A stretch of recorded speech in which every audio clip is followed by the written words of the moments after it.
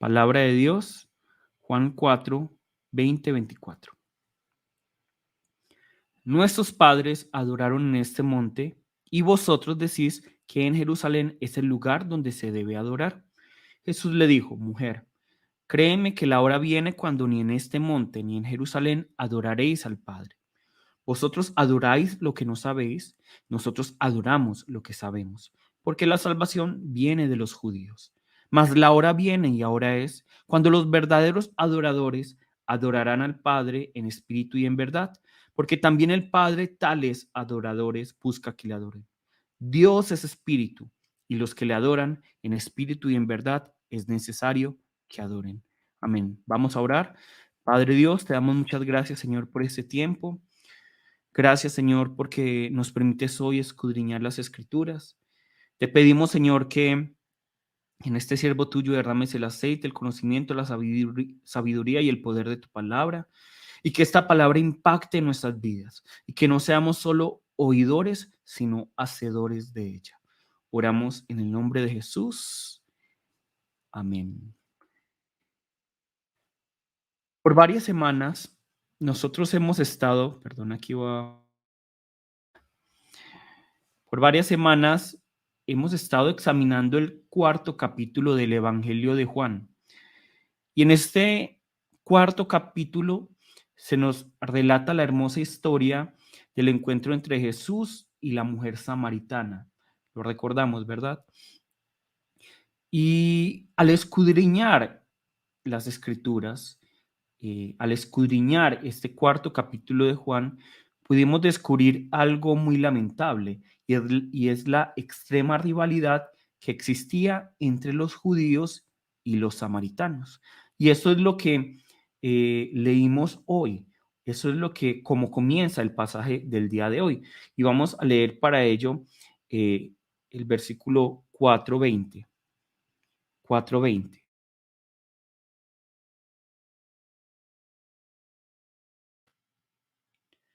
Que nos dice así: nuestros padres adoraron en este monte, y vosotros decís que en Jerusalén es el lugar donde se debe adorar. Entonces, a través de ese pasaje, la mujer samaritana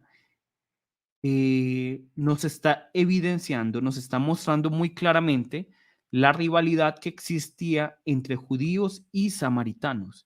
Entonces, nosotros vamos a ver lamentablemente que ninguno cedía, ¿cierto? Finalmente ninguno cedía, y cada una de las partes, los judíos y los samaritanos, creían tener la razón, decían ser el verdadero pueblo de Dios, es decir, los judíos decían: nosotros somos el pueblo de Dios, los verdaderos. Los samaritanos decían: no, nosotros somos el pueblo de Dios. Y vemos esta rivalidad. Como ya lo habíamos mencionado antes, los judíos creían en todo el Antiguo Testamento que hoy tenemos, y creían que la adoración se debía realizar en Jerusalén, así como lo dice aquí la mujer samaritana. Por otra parte, los samaritanos solo creían en el Pentateuco, es decir, Génesis, Éxodo, Levítico, Números y Deuteronomio. Y ellos creían que se debía adorar en el monte Gerizim, ¿cierto? Que es el monte que seguramente está señalando esta mujer samaritana en este pasaje. Y seguramente cada una de las partes, los judíos y los samaritanos, decía tener los argumentos y las pruebas contundentes para excusar sus ideas, sus pensamientos. Y aquí nos tenemos que preguntar: ¿acaso no es lo que vivimos en nuestra realidad? En el caso de Colombia, y hablo de Colombia porque estamos en Colombia, pero esto realmente es una realidad en todo el mundo, vemos como, a pesar de que somos hermanos por nacionalidad, en el caso de Colombia, a pesar de que somos hermanos colombianos, la gente cree que la calidad de una persona se define por el estatus socioeconómico. O hemos visto muchas veces en las noticias o incluso a nuestro alrededor cómo se asesina muy fácilmente al que no piensa como uno, al que no es del partido partido político de uno, al que no es de mi religión, al que no es de mi equipo de fútbol, al que no está de acuerdo conmigo. Eso es lo que vemos todos los días en las noticias. Esa es la realidad que vivimos. Cada uno cree tener toda la razón. Cada uno cree ser totalmente objetivo. Y esto finalmente se refleja en la gran brecha que, que vemos en el país, ¿sí o no? En Colombia hay una gran brecha, hay muchos extremos y como que no hay un punto en el que podamos encontrarnos. Y eso es muy lamentable porque cada vez como que el país se divide más y más y más. Y esto, como les digo, no es solo de Colombia, es de todo el mundo, en países desarrollados y en desarrollo. Hay una gran división, divisiones políticas, religiosas, económicas, filosóficas, un montón de divisiones. Y digamos que sería bueno si esto se limitara únicamente a las personas que no creen en Jesús, que no creen en el Señor. Pero la realidad es que en las iglesias también podemos ver esta división, esta brecha por ideales que, no sé, son como que nacen de las pasiones humanas. Entonces, no sé cuántos de ustedes han interactuado con otros cristianos de otras iglesias, pero si nosotros vemos a las iglesias de hoy en día, vamos a ver que hay una gran división entre hermanos, porque algunos dicen, por ejemplo, que se pelean porque, las mujeres pueden ser pastoras, sí o no. O algunos dicen, es que se pierde la salvación, sí o no. Algunos creen que se debe diezmar y otras personas dicen, no, no se debe diezmar. Incluso cosas más superficiales. Algunos dicen, en la iglesia se puede danzar o no se puede danzar. Y algunos llegan al punto de incluso discutir, es que se puede escuchar música del mundo o no se puede escuchar música del mundo. Y todas esos, digamos, todas esas temáticas lo que hacen es simplemente dividir más el cuerpo de Cristo, ¿cierto? Dividen el cuerpo de Cristo, se crean denominaciones, algunas personas se vuelven muy arrogantes, empiezan a menospreciar a los hermanos. Y no estoy diciendo que sea importante tener claras algunas cosas de la palabra, es muy importante aclarar cosas de ciertas enseñanzas de la palabra para que de pronto no caigamos en sectas, ¿cierto? En el sectarismo o en enseñanzas erróneas de la Biblia. Es muy importante, sin duda alguna, discutir los temas, pero se ha llegado al punto en el que ya no es importante, eh, ya no es más importante la relación que yo tengo con este hermano que hace también parte del cuerpo de Cristo, sino quién gana esta discusión. Y esto es muy lamentable. Y para ello Jesús tiene una respuesta muy clara. Para ello Jesús tiene una respuesta muy clara en Juan 4:21. Vamos a ver lo que nos dice Juan 4:21.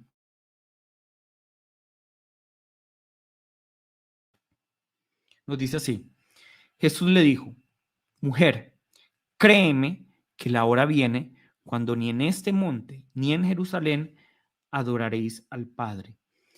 Entonces, yo no sé cuántos de ustedes son capaces de dimensionar lo que está diciendo aquí Jesús, pero lo que está diciendo es muy maravilloso. Es muy maravilloso. Jesús le está diciendo a la mujer samaritana que va a llegar un tiempo, que va a llegar una hora, que va a llegar un momento en el que ya no se va a tener, o sea, que la preocupación no va a ser dónde se debe adorar o en qué tiempo se debe adorar o incluso con qué método específico se debe adorar. Eso es lo que Jesús está diciendo aquí. Jesús le está diciendo, mujer, va a llegar la hora, va a llegar el momento cuando no, la adoración no va a ser ni en este monte ni en Jerusalén. Jesús está diciendo algo aquí maravilloso. Está diciendo aquí algo completamente maravilloso. En una época donde se consideraba que Dios era, por así decirlo, casi una propiedad de una nación, o que Dios habitaba u obraba dentro de ciertos límites. Pero Jesús le está diciendo aquí a la mujer samaritana que va a llegar el momento, va a llegar el tiempo en el que Dios se va a, entre comillas, internacionalizar, que Dios, digamos, va a simplemente ser libre de todas esas ataduras, sino porque Dios pudiera ser atado. Pero nosotros con nuestra mentalidad y nuestras filosofías y nuestros ritos, digamos, de alguna u otra forma lo atamos. No es que Dios pueda ser atado o que Dios pueda ser encarcelado, jamás, jamás. Pero nosotros como que lo encasillamos a Él. Pero Jesús dice, Dios se va a, entre comillas, como ya les dije, internacionalizar y ya no va a ser en el monte Gerizim, ni tampoco va a ser en Jerusalén, sino que va a ser adorado en todo tiempo, en todo lugar y de una manera multiforme. Y esto lo vamos a poder evidenciar justamente cuando viene el Espíritu Santo a los discípulos y cuando el Evangelio es anunciado a todas las naciones. Vemos que realmente gente de todo pueblo, de toda lengua y de toda nación empieza a glorificar al Señor, a adorar al Señor. Y no es ni en Gerizim ni en Jerusalén. Y de muchas maneras, de muchas maneras. Y ciertamente podríamos dejar hasta aquí, podríamos terminar aquí la predicación, porque esta es la conclusión y la exhortación del día de hoy. Que no podemos creer que Dios está limitado por 4 paredes que se llaman iglesia, o por una franja de tiempo llamado 10, 12 que se demora el culto. No podemos limitarnos nosotros a creer que la alabanza es simplemente cantar canciones cristianas. No podemos seguir creyendo que nuestra filosofía de vida es superior a la del otro. No podemos seguir defendiendo nuestra denominación, nuestra iglesia o nuestro pastor incluso, creyendo que Dios tiene como una preferencia por nuestra denominación, nuestra iglesia o nuestro pastor. De hecho, por favor, yo les pido, nunca me defiendan a mí, defiendan a Cristo, defiendan únicamente a Cristo. Nunca defiendan Gozo Santo, nunca me defiendan a mí, defiendan a Cristo, únicamente a Cristo, defiéndanlo a Él y ya. ¿Por qué? Jesús nos está diciendo que va a llegar la hora, le está diciendo a la mujer samaritana, va a llegar la hora cuando la adoración no va a estar limitada al monte Gerizim o a los samaritanos y tampoco va a estar limitada a Jerusalén o a los judíos, sino que, como ya se los dije, se va a internacionalizar y ya no va a estar limitada a un espacio, a un tiempo o a una forma. Eso es lo que Jesús le está diciendo a la mujer samaritana. Va a llegar un momento en el que todos esos ideales, todos esos pensamientos que ustedes tenían, le está diciendo Jesús a la mujer samaritana, van a ser irrelevantes. Van a ser irrelevantes. Y Jesús dice, va a llegar la hora, va a llegar la hora. ¿Y cuándo es esta hora? ¿Cuándo es esta hora de la que Jesús nos habla? ¿Será algo futuro para nosotros? No, esa hora ya llegó. Esa hora ya llegó. ¿Cuándo es esa hora? ¿De qué hora está hablando Jesús? Cuando nosotros escuchamos la palabra hora en el Evangelio de Juan, generalmente nos habla acerca de la muerte, la resurrección y la exaltación de Jesús, cuando Jesús asciende y es glorificado. Nuevamente, cuando el Evangelio de Juan nos habla acerca de la hora, se refiere a la muerte, la resurrección y la exaltación de Jesús. Entonces, Jesús ya murió, Jesús ya resucitó y Jesús ya fue exaltado. Por lo tanto, nosotros ya estamos en la hora. Nosotros ya estamos en la hora en la que ya no adoramos ni en el monte Gerizim, ni en el monte Jerusalén, ni tampoco en Guatapé, ni... No, ya no es en un monte, ya no es en un lugar limitado, en un tiempo limitado. Y no, y esa hora no es mañana, no va a ser luego, sino que es ya, es en ese momento, es en este momento, en nuestra cotidianidad. No es en el monte de Gerizim, no es en Jerusalén, es en nuestra cotidianidad, en todo momento, en todo lugar, en todo, de muchas maneras. Eso es lo que nos está diciendo Jesús el día de hoy. Y esa es la conclusión que deberíamos, a lo que deberíamos aferrarnos hoy. Es que Dios no quiere que mi adoración se limite a la iglesia o que mi adoración se limite a 10, 12, que es el culto, o que mi adoración se limite simplemente a, bueno, es que en ese momento levanto las manos, en ese momento me pongo de pie, en ese momento me siento, porque para muchas personas esto es adoración, creen que esto es adoración y no estoy diciendo que no, pero se están limitando están limitando la adoración únicamente a esto. Y es justamente lo que Jesús nos está diciendo, que ya llegó el momento en que esto no es así, en que no nos limitamos a esto. Ahora, es importante aclarar que no podemos ser malos o viles y decir que Jesús está afirmando que nosotros podemos adorar o presentarnos ante Dios como nosotros queramos o como nosotros sintamos. Jesús no está diciendo aquí que podemos seguir nuestro instinto o que podemos ser guiados por nuestras emociones o por nuestras filosofías o por nuestros ideales o por la religiosidad. Jesús no está diciendo esto y que nos quede muy claro.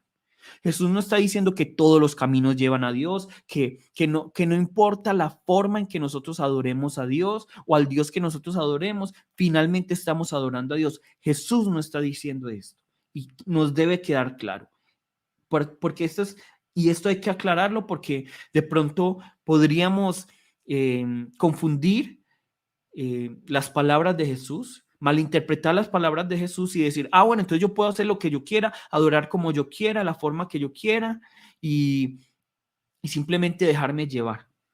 Y entonces el que está adorando en una secta igual está adorando a Dios, entonces no importa. No, Jesús no está diciendo esto. Jesús no está diciendo esto. ¿Listo? Y en este caso nosotros tenemos que ser muy firmes. Nada de esto lo está afirmando Jesús para que nos quede claro. Jesús nos dice que hay una forma correcta y por lo tanto nos dice también que hay una forma incorrecta de adorar a Dios. ¿Y dónde lo podemos ver? Justamente en el versículo que sigue, Juan 4:22. Juan 4:22. Vosotros adoráis lo que no sabéis. Nosotros adoramos lo que sabemos, porque la salvación viene de los judíos. La salvación viene de los judíos. Nos guste o no, la verdad, la verdad es objetiva. La verdad es objetiva y por lo tanto no se basa en sentimientos. La verdad es única y la verdad es excluyente. Es excluyente. Aún así no nos agrade. Y esa es la realidad. Es muy triste y todo, pero si ustedes en un examen de matemáticas, digamos que las matemáticas son verdad, ¿cierto? Son verdad. Y generalmente, pues no, yo no soy matemático como para decir otras cosas, pero 1 más 1 es 2. 1 más 1 es 2. Y esa es una realidad. Y esa es la verdad absoluta. 1 más 1 es 2. Pero si alguno dice, no es que hoy yo siento que 1 más 1 no es 2, sino 3, y voy a ponerlo así en el examen, ¿qué es lo que va a pasar? Pues va a perder el examen. Va a perder el examen. Y pero es que las matemáticas son muy excluyentes, ¿no? Porque no son inclusivas, deberían agregar al 3. Es que el 3 se siente muy mal cuando 1 más 1 no es 3. Es que la verdad es absoluta, como las matemáticas. Entonces, yo sé que esto va a sonar lógico, pero la verdad subjetiva nunca va a ser una verdad absoluta y por lo tanto no es confiable. Y las emociones son una verdad subjetiva, son una verdad subjetiva y por lo tanto no son absolutas y por lo tanto no son confiables. Y esto es importante recordarlo porque nosotros estamos viviendo en una sociedad donde se pregona que no hay verdades absolutas, que no hay cosas verdaderas o correctas, sino que todo es verdad, que todo es correcto. ¿Y por qué les estoy hablando de esto? Porque lamentablemente nosotros trasladamos esto a la vida de fe. Estamos trasladando esto a la vida de fe. Entonces yo les dije que la adoración es multiforme, que hay muchas maneras de adorar. Y esto es cierto, esto es cierto. Yo no puedo decir que la adoración o la alabanza simplemente solo es cantar. Eso no es, a esto no se limita la adoración o la alabanza. Y tampoco podemos pensar que es que, digamos, la adoración correcta es la que se realiza en Gozo Santo y las otras están mal. No, hay iglesias muy diferentes y eso está manifestando la multiforme sabiduría de Dios, la forma en que Dios se mueve en su pueblo. Nosotros vamos a ver que una iglesia coreana es muy diferente a una iglesia colombiana. Y no es que una sea mejor que la otra.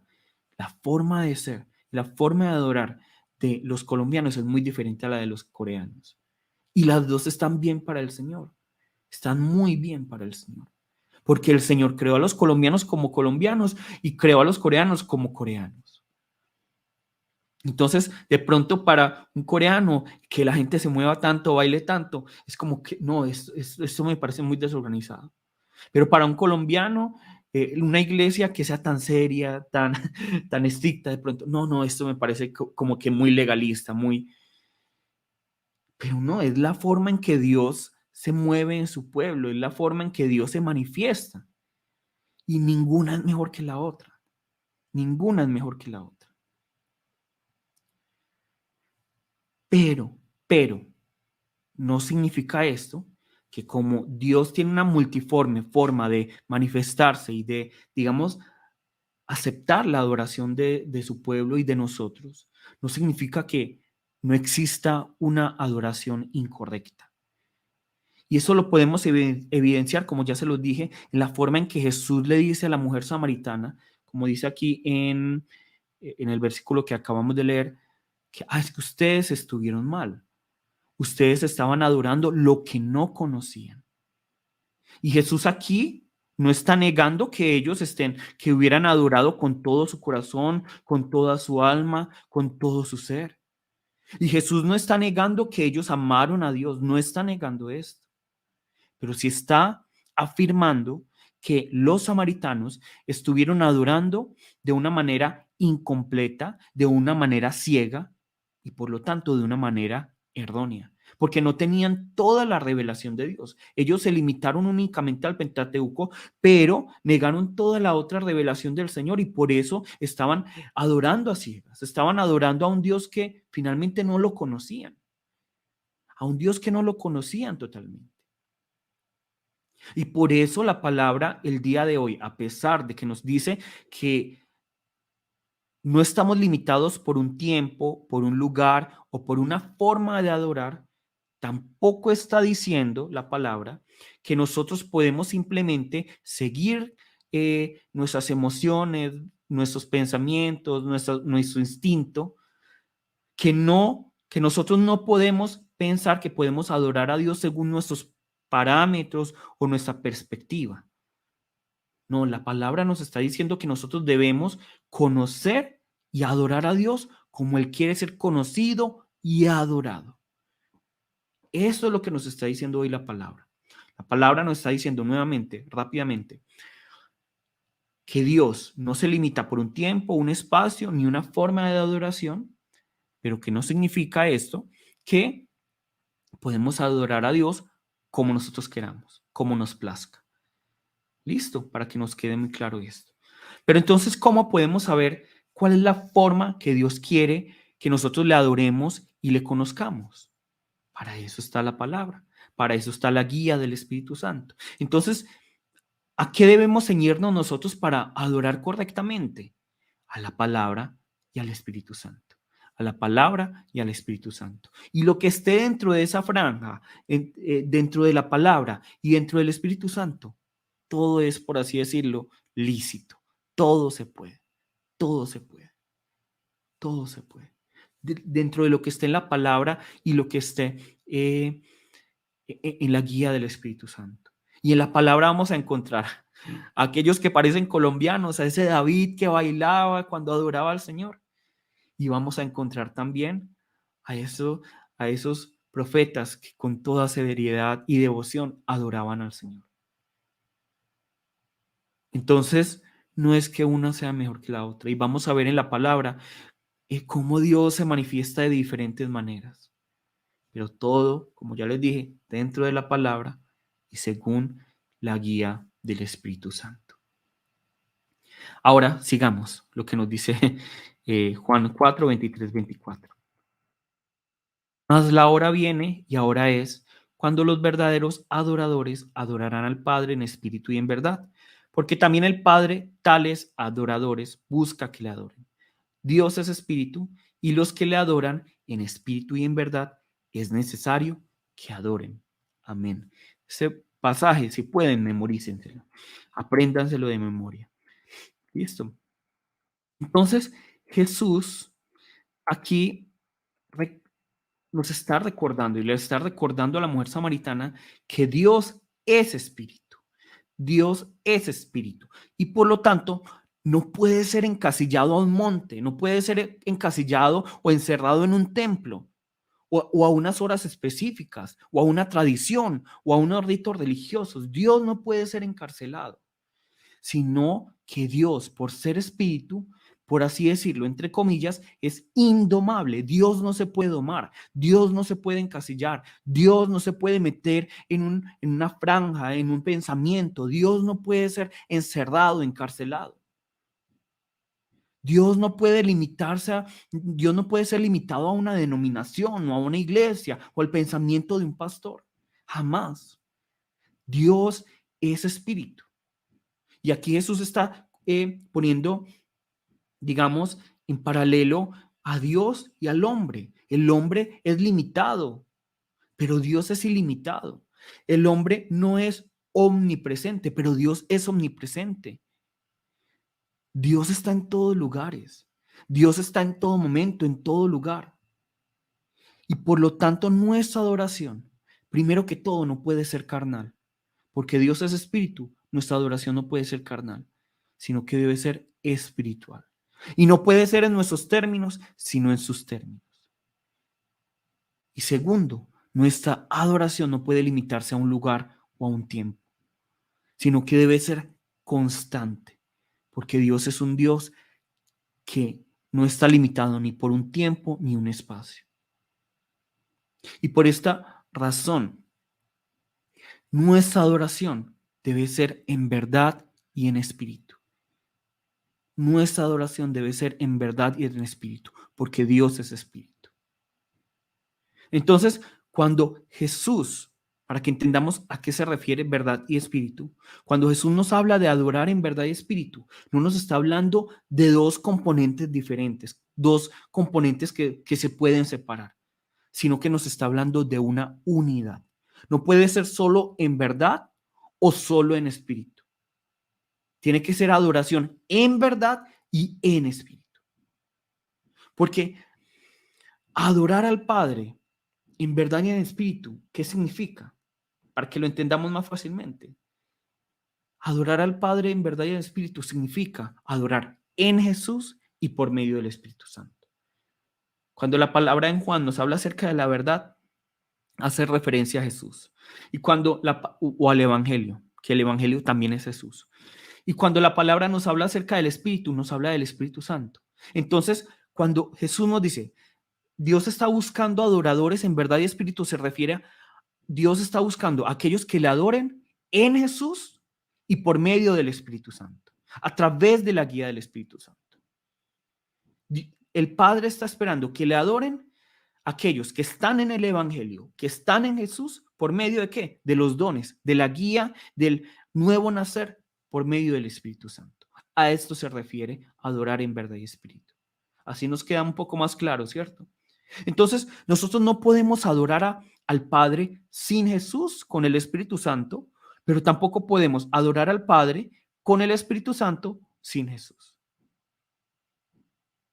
No sé si lo repetí nuevamente. No podemos adorar al Padre en Jesús sin el Espíritu Santo y no podemos adorar al Padre eh, sin Jesús, eh, con Jesús, sin el Espíritu Santo. ¿Cierto? Ustedes me entendieron. Ustedes me entendieron. Es una unidad. Es una unidad.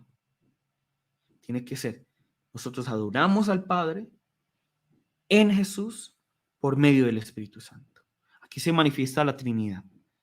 No podemos nosotros despreciar ni a Jesús y no podemos nosotros despreciar al Espíritu Santo para así poder agradar al Padre y adorar al Padre. No podemos. No puede ser sin Jesús o sin el Espíritu Santo. Tiene que ser en Jesús y por medio del Espíritu Santo.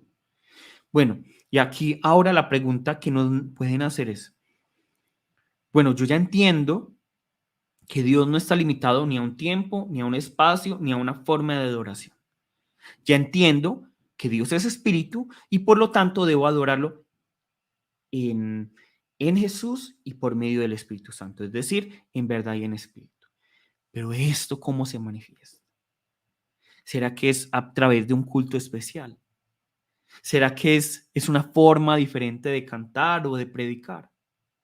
¿Será esto así? ¿Será realmente esto? ¿Será que nos encontremos en un lugar específico?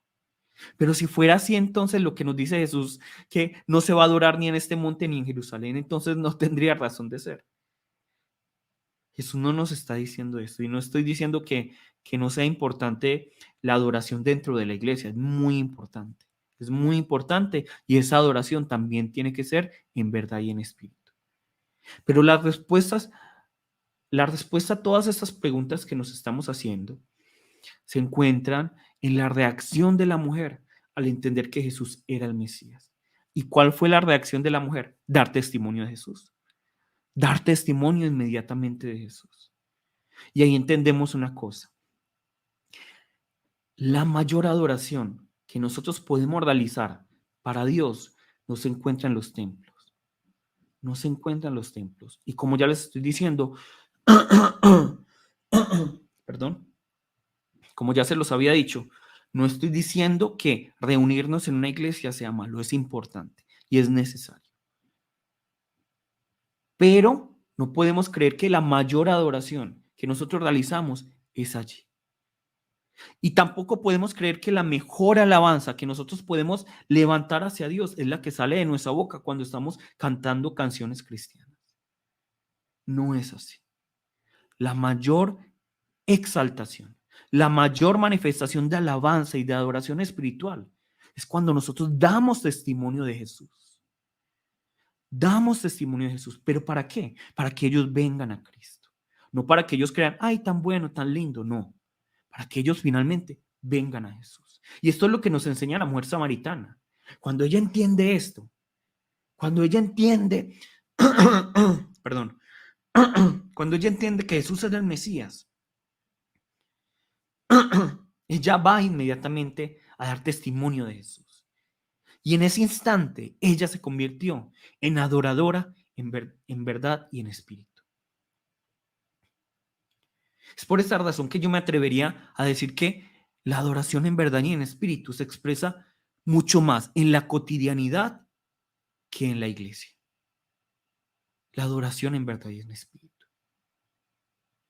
Cuando nosotros vamos a dar testimonio acerca de Jesús, cuando damos testimonio de aquel que vive en nosotros, el que guía nuestra vida, cuando damos testimonio acerca del evangelio que hay en nosotros y del Espíritu Santo que nos guía a nosotros, estamos adorando a Dios. Estamos adorando a Dios.